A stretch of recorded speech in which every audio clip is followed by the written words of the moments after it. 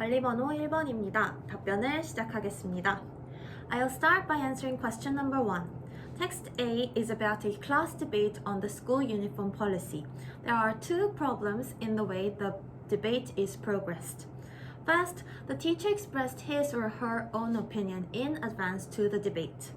He or she implicitly supported the proponent side by emphasizing the necessity of school uniform policies. This is problematic because the teacher should remain neutral as the chairperson of the debate. Second, students did not get equal chance to speak out their opinions during the debate. Several students dominated the speaking time, and other students' opinions were ignored, which made some students really dissatisfied. During a debate, all participants must be given equal chance and opportunity to speak out their ideas, which was not properly guaranteed in this debate. To solve these problems, I would like to suggest 3 desirable ways of instruction, referring to the Boytel-Spa consensus in B. First, there should be prohibition against overwhelming the pupil. The teacher should not implant his or her own opinion against the pupil's will and should not influence or limit the student's own creative thinking by force. Second, controversial subjects should be treated as controversial. Similar to any academic or social controversies in real life, every participant should be guaranteed the right to express their argument. In order to provide such equal opportunities to all pupils, the teacher can revise the debate rule and make sure everyone is aware of this rule throughout the whole debate. Third, the teacher should give weight to the personal interests of pupils. This means that students should be provided the chance to choose their own stance on the topic, organize their thoughts, and make autonomous judgments. In order for such autonomous decisions to be made, the debate must be a process of drawing an agreement or conciliation among the opinions rather than choosing the winning team. This is all for question number 1. Now I'll answer question number 2. A teacher must be able to understand students' individual traits and provide appropriate assistance to each of them. Related to this, I would like to suggest 4 different ways to guide students of various characteristics. First of all, for students in the A category, the teacher can provide many opportunities for them to explore various careers through career aptitude tests or experiences of meeting experts or visiting workplaces of different fields. The teacher will be able to successfully lead the students to carefully think about their future dreams. Second, for students in the P category, the teacher can have a one-to-one counseling with the student to find out the cause of their low motivation. If the teacher can conduct a needs analysis throughout the session, he or she can conduct a lesson or an activity related to the student's interests in order to stimulate their voluntary participation. Third, for students in the C category, the teacher may ask for advice to the professional school counselor. Since the students show maladaptive behavior, which includes violence and anxiety, the teacher can cooperate with the school counselor or the WE class to provide more careful and professional assistance. Fourth, for the students in the last D category, the teacher can assign an individual role to every student, including him or her, which is also called the 1인 1력. By giving students a role that he or she can conduct successfully, the students can develop autonomy and self-esteem by contributing to the class. This is all for question number 2. 네, 이상으로 구상형 답변 마치겠습니다. 네, 구상형 문제 답변 시작하겠습니다. I will start by answering question number 1. In regards to inclusion education in A, there are 3 problems in B in terms of classroom management. First, the teacher released the student from homework or cleaning duties without asking for the student's will. Second, the teacher assigned a random student as an assistant, again without asking for their opinions on the role. Third, other students had complaints about the teacher's treatments and regarded it as reverse discrimination. To solve these problems, I would like to provide 3 suggestions. First, rather than entirely excluding the student from all duties, the teacher should provide an alternative task which the students can successfully accomplish.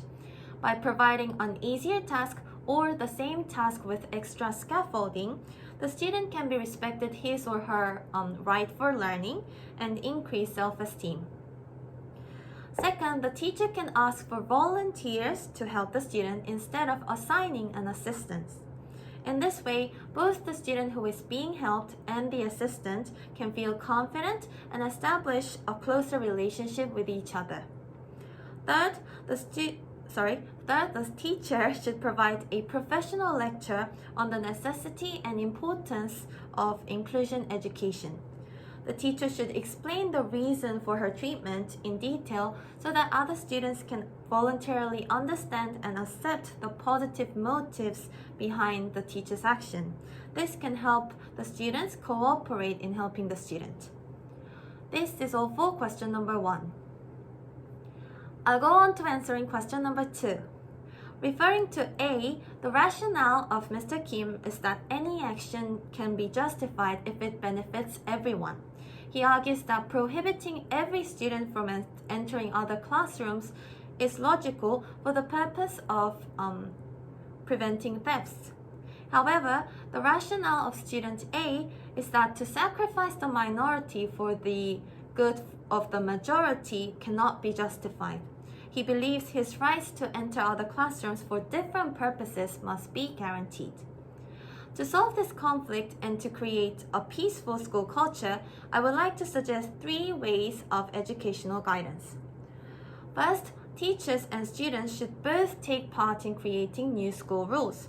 Through class conferences, the teacher can collect student opinions and feedback and reflect them in the faculty meeting when enacting new school rules. Second, student courts should be facilitated. In B, student A does not understand Mr. Kim's treatment because Mr. Kim gave him demerit marks based on his previous prejudice on the student. In order to increase the teacher's expertise and to make sure no student is treated unfairly, students should also take part in deciding their own treatment for their wrongdoings so that they can fully accept the intention and the consequences. Third, activities like school carnival, sports day, or field trips must be held frequently in which both the teachers and the students can participate together. By cooperating with each other in such active and joyful atmosphere, they can improve their relationships and strengthen their trust. This is all for question number 2. 네, 이상으로 구상형 문제 답변 마치겠습니다. 네, 구상형 문제 답변 드리겠습니다. I will start by answering question number 1. Passage A warns about the side effects of an overly authoritative teacher. Referring to this, Mr. Kim's problem in B is that he conducts a teacher-centered class with full control over the lesson. As a result, the students found the class burdensome and showed low satisfaction. To solve this problem, I would like to suggest 3 solutions. First, Mr. Kim can conduct a needs analysis before the lesson. If he finds out the students' needs and interests beforehand, he would be able to reflect the result to his lesson and organize the content more closely related to the students' real needs. Second, he can include more student-centered activities during the lesson. In addition to traditional group work, by having project-based or inquiry-based lessons, he can take the role of a facilitator who aids students' autonomous development.